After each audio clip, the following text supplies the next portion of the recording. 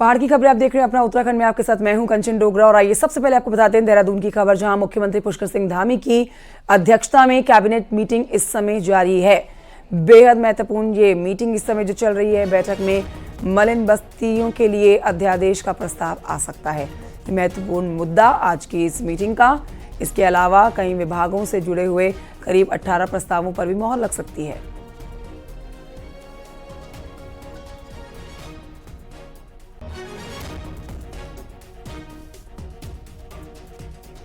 तो धामी कैबिनेट की अहम बैठक चल रही है। देखिए, अहम मुद्दे हैं जो चर्चा का विषय बनेंगे इस कैबिनेट की बैठक का। लेकिन मलिन बस्ती को लेकर आज एक बड़ा प्रस्ताव लाया जा सकता है, जिसके ऊपर सबकी निगाहें टिकी हुई हैं।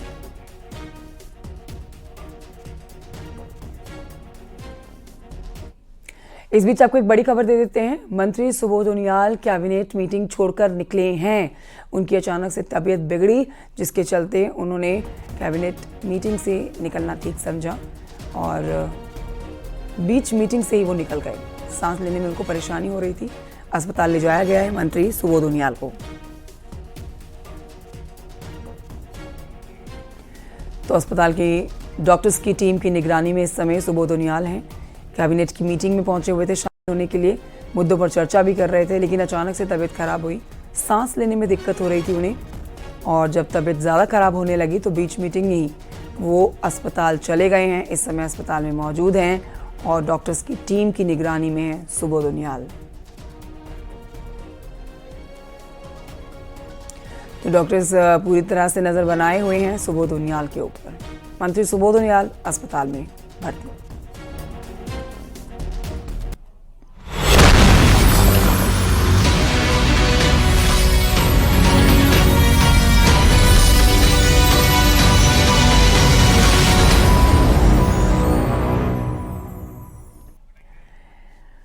न्यूज 18 के कार्यक्रम डायमंड स्टेट समिट उत्तराखंड में कांग्रेस नेता हरीश रावत ने ईवीएम पर सवाल उठाए हैं। हरीश रावत ने कहा है कि ईवीएम बेईमानी के लिए लाई गई है और तकनीक का गलत इस्तेमाल किया जा रहा है। ईवीएम के बदले बैलेट से वोटिंग होनी चाहिए, बैलेट पेपर के थ्रू होनी चाहिए वोटिंग। वहीं चुनाव आयोग को लेकर कहा गया है कि चुनाव आयोग अब निष्पक्ष अंपायर नहीं रहा।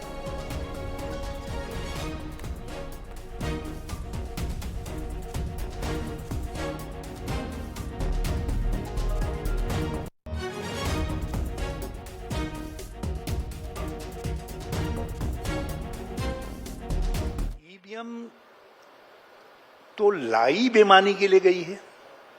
ये क्या कह रहे हैं? मतलब ये बीजेपी लाई है? किसके शासनकाल में आई? जब देखिए, एक मशीन है, मशीन अच्छे भाव वाले के हाथ में रहेगी तो डिलीवर करेगी, और मशीन को संचालित करने वाला जो है, यदि गलत इरादे वाला होगा तो मशीन का दुरुपयोग हो सकता है। मतलब आप कह रहे हैं तो तकनीक, आप कह रहे हैं ईवीएम बेईमानी के लिए लाई गई? नहीं, ईवीएम तो लाई गई कि इसलिए कि लोगों को सुविधा हो, लेकिन ईवीएम का जो दुरुपयोग किया जा रहा है, तकनीक का जो दुरुपयोग किया जा रहा है, उसकी संभावना बनी हुई है। इसलिए हम सैद्धांतिक रूप से हमारा मानना यह है, जब दूसरे देशों ने, जिन्होंने इस तकनीक को पहले अपनाया, जब उन देशों ने ईवीएम का उपयोग छोड़ दिया, अमेरिका ने छोड़ दिया, जापान ने छोड़ दिया, यूरोप के बहुत सारे कंट्रीज ने छोड़ दिया, तो हमको भी ईवीएम के बजाय अब अपनी पुरानी जो है बैलेट वाली पद्धति पर आना चाहिए। सर, आप जब मुख्यमंत्री बने, क्योंकि ईवीएम में हमेशा दुरुपयोग की शिकायत बनी रहेगी। डायमंड स्टेट समिट उत्तराखंड में पहुंचे कांग्रेस के नेता हरीश रावत बोले हैं, सीएम धामी की वो तारीफ भी कर रहे हैं। उन्होंने कहा है कि मुझे धामी जी का चेहरा अच्छा लगता है। सीएम धामी मुस्कुराते हैं, इसलिए चेहरा अच्छा लगता है। साथ ही हरीश रावत ने कहा कि लोकतंत्र में विचारों के विरोधी हो सकते हैं वो, लेकिन दुश्मन नहीं हो सकते हैं।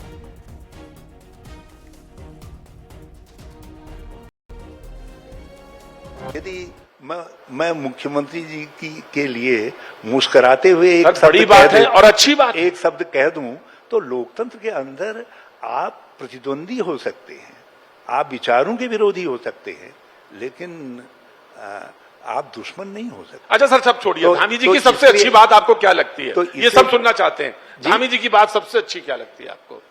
मुझे उनका चेहरा अच्छा लगता है।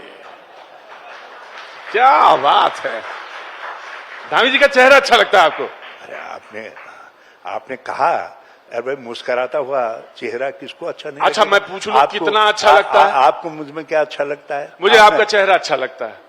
क्यों लगता है? वो मुस्कुराता रहता है, मुस्कुराता रहता है। तमाम मैं बहुत सारे, क्योंकि मुझसे ज्यादा अनुभवी लोग भी बैठे हैं, मुझसे ज्यादा राजनीति की समझ वाले बैठे। मैं हरीश रावत जी के बारे में कह सकता हूँ, तमाम सारी चीजें हुई, लेकिन चेहरे पे कोई शिकन नहीं। लेकिन इसलिए मुझे मुख्यमंत्री अच्छे लगते हैं जी, उनका चेहरा अच्छा लगता है, क्योंकि वो करते कुछ नहीं है, केवल मुस्कुराते रहते हैं, अच्छे दिखाई देते हैं।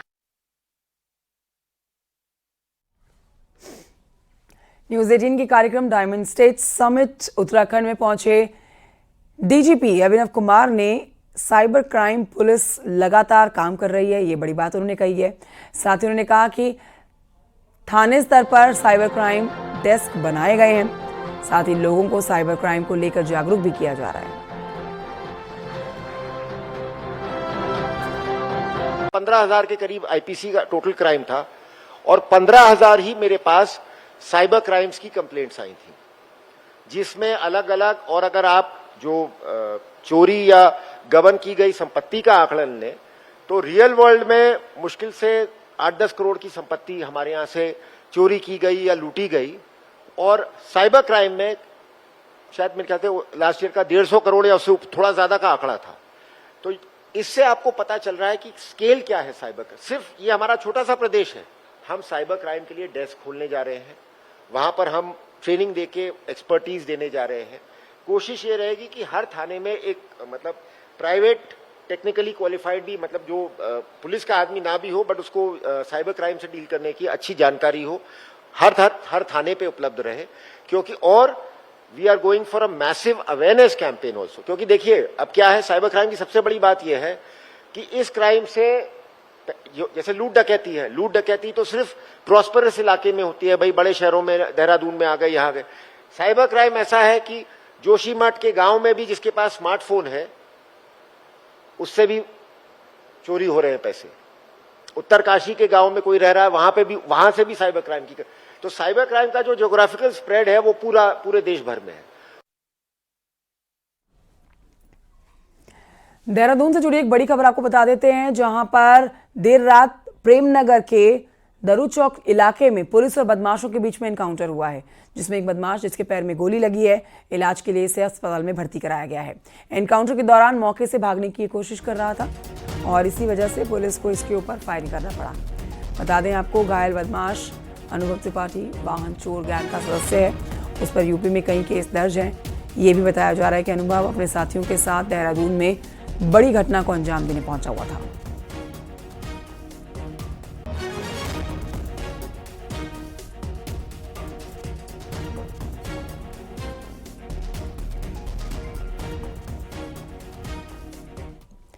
इस समय देहरादून से एक बड़ी खबर आ रही है। यहां पर माल देवता में सिंचाई विभाग की नहर में लड़के का शव मिला है। लड़के का शव माल देवता में सिंचाई विभाग की नहर के जाल में फंसा हुआ मिला है। मृतक की उम्र 25 साल बताई जा रही है। हालांकि अभी तक शव की शिनाख्त नहीं हो पाई है। रायपुर पुलिस मामले की जांच में जुटी है।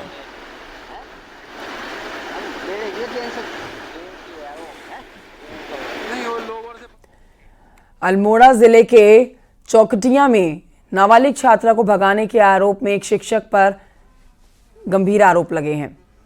पुलिस ने आरोपी शिक्षक को गिरफ्तार कर लिया है। आरोपी टीचर दूसरे समुदाय का है। टीचर नाबालिग छात्रा को बरामद कर लिया है। पुलिस ने नाबालिग छात्रा को बरामद किया है और इलाके में लोगों में शिक्षक के खिलाफ भारी गुस्सा भी देखा जा रहा है।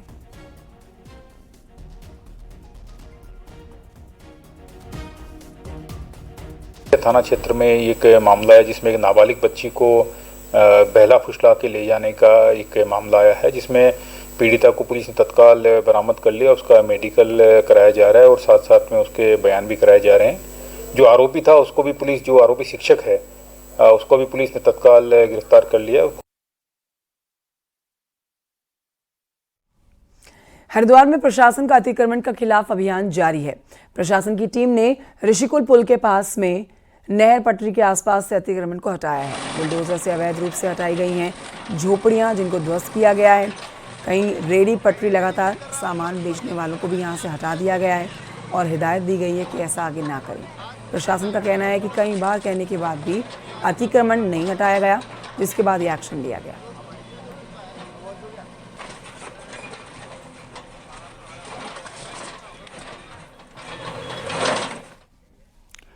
और आइए बढ़ते हैं आगे, आपको बताते हैं टिहरी जिले के भिलंगना रेंज में गुलदार के आतंक से लोग परेशान हैं। मेरगांव में गुलदार को पकड़ने के लिए गई हुई टीम के ऊपर अटैक किया गया है और अब तक भी टीम के हाथ खाली हैं। ड्रोन और ट्रैप कैमरे की पकड़ से गुलदार अभी भी दूर है। पूरे गांव में गुलदार के खौफ के चलते लोग शाम ढलते ही अपने घरों में कैद हो जाते हैं, बाहर नहीं निकल पाते हैं। साथ ही छोटे बच्चों को तो स्कूल जाने में भी बहुत डर लगने लगा है। आपको यह जानकारी दें कि मेहर गांव में 19 अक्टूबर को गुलदार ने 13 साल की एक लड़की को अपना शिकार बना लिया था, जिसके बाद वन विभाग की टीम ने गुलदार को पकड़ने के लिए अपनी टीम के साथ यहां पर 6 शूटर्स को भी तैनात किया है। साथ ही पिंजरे भी लगाए गए हैं, लेकिन गुलदार अभी भी पकड़ से दूर है।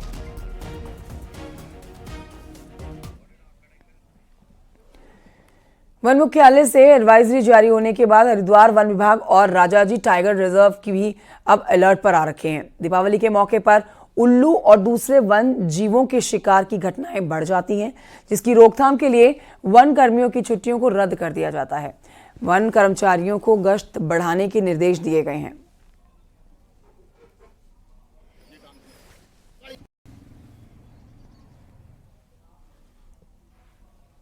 हमारे वन मुख्यालय से भी एक जो है एडवाइजरी जारी की गई है। सभी वन कर्मियों को ये निर्देश दिए गए हैं कि कोई भी आदमी जो है वो छुट्टी पे नहीं जाएगा, सभी लोग अपने कार्य क्षेत्र में तैनात रहेंगे। द्वारा जो है 2 एसओजी की टीम हमारी है, उनको निर्देश दिया गया है कि वो निरंतर फील्ड में रहेंगी और साथ ही साथ सभी वन कर्मियों को ये निर्देश है कि वो विशेष रूप से चेकिंग और गश्त का अभियान जो है वो उस पर चलाएंगे। हरिद्वार में त्योहार के मद्देनजर खाद्य सुरक्षा विभाग की टीम अलर्ट है। लक्सर में खाद्य सुरक्षा विभाग की टीम ने मावा भट्टियों पर छापेमारी की और मावे के सैंपल्स जांच के लिए भेजे गए। वहीं आपको बताएंगे मावा भट्टियों में साफ सफाई नहीं मिलने के चलते चालान काटा गया है।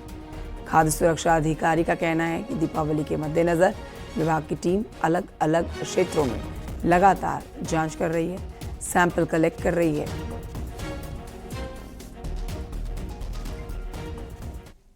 दीपावली को त्योहार को मद्देनजर रखते हुए उच्च अधिकारियों के निर्देश अनुसार हमारी टीम लगातार जनपद में खाद्य पदार्थ की दुकानों का इंस्पेक्शन कर रही है। उसी परिप्रेक्ष्य में आज हम लोग लक्सर में आए हैं। हम सुबह मॉर्निंग से कई गाँव में जो मावा की भट्टियां चल रही है, जिसमें मावा निर्माण होता है, उस पर चेकिंग कर ली।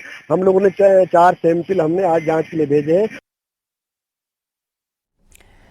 विकास नगर के बादाम वाला क्षेत्र में लोग भारी भरकम पानी के बिल आने से परेशान हैं, जिससे नाराज लोगों ने जल संस्थान के कार्यालय पर जाकर जमकर हंगामा काटा है।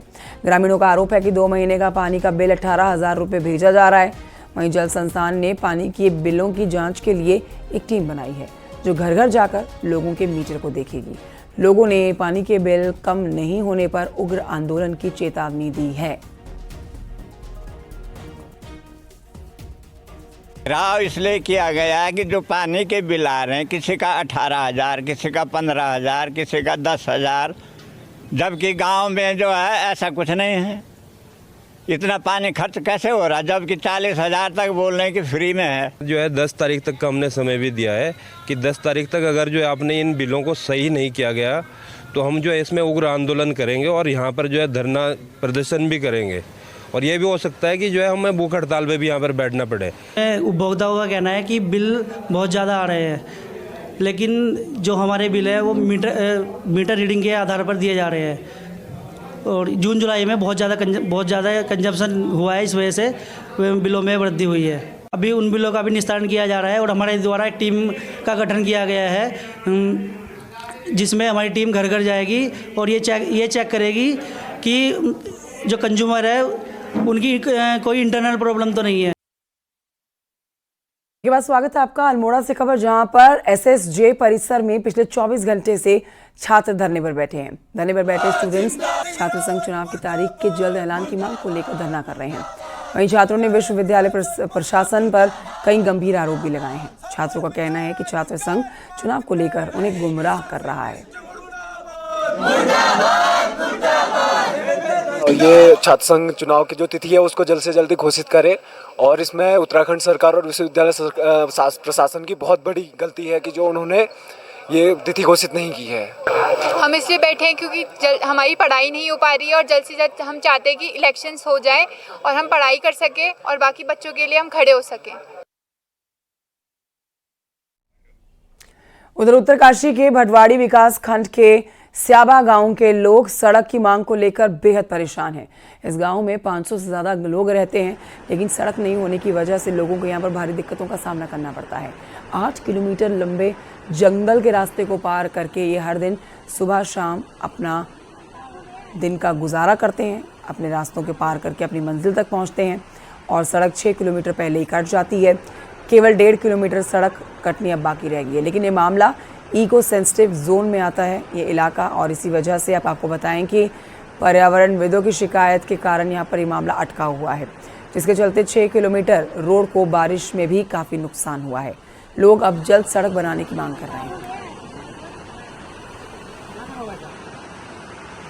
शासन से सबसे ये अनुरोध करूंगी कि इस गांव के लिए कुछ न कुछ सोचे और रोड का निर्माण हो जल्दी से जल्दी हो जाए। देखो इस गांव के रोड पे हम इतने गदेरों से इतनी मतलब धारों से हम गुजर रहे हैं कि इस गांव के लिए कुछ न कुछ रोड का जरूर होना है। मैं भी सारे जितने मेरे साथ जितने भी हमारे विकास खंड के जितने भी प्रतिनिधि आ रखे थे उन सारे मिल करके हमने ये कल ये कहा कि हम सारी स्याबा की रोड के लिए आगे लड़ेंगे और तब तक लड़ेंगे जब तक हमारे स्याबा रोड पहुँचे।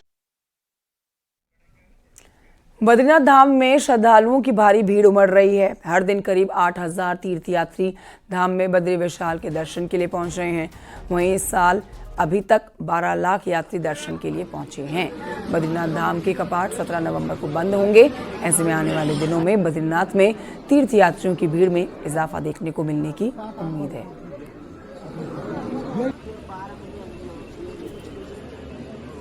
बद्रीनाथ जी के कपाट 17 नवंबर को बंद होंगे, तो अभी हमारे पास 1 महीना है पूरा, और यात्रियों की संख्या भी अच्छी देखने को मिल रही है। विगत दिनों में 7-7.5 हज़ार यात्री प्रतिदिन आ रहे हैं और आंकड़ा 11 लाख के पार हो भी गया है।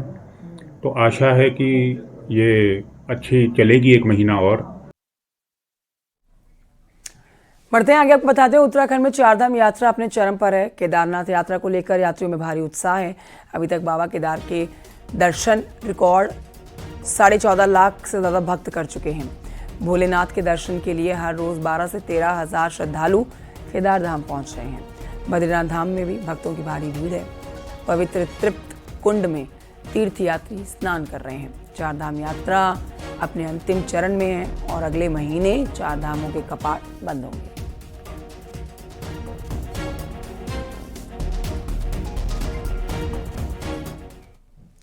उधर श्रीनगर में हर साल की तरह इस साल भी बैकुंठ चतुर्दशी मेला आयोजित करने पर मंथन किया जा रहा है। मेले के सफल आयोजन के लिए जनता और व्यापार सभा में सुझाव मांगे गए हैं, जिसके बाद मेले के आयोजन पर फैसला लिया जाएगा। साथ ही बैकुंठ चतुर्दशी मेले पर 14 नवंबर को कमलेश्वर महादेव मंदिर में भव्य रूप से खड़े दिया पूजा अनुष्ठान भी होगा, जिसमें निसंतान दंपत्ति संतान प्राप्ति की कामना के लिए इस पूजा में शामिल होंगे। का मेला भव्य आयोजन हम लोग करते हैं। इस बार भी 14 नवंबर को बैकुंठ चतुर्दशी का मेला जो है प्रस्तावित है, और हर साल की भांति जैसे हम लोग करते हैं वैसे भव्य आयोजन किया जाएगा। और 3 दिन हम लोगों के सुझाव भी लेने जा रहे हैं। उत्तरकाशी में मंगलवार देर शाम मौसम ने करवट बदली है और बारिश के साथ ऊंचाई वाले इलाकों में बर्फबारी हुई है। यमुनोत्री धाम की ऊंची पहाड़ी पर बर्फ देखी जा रही है।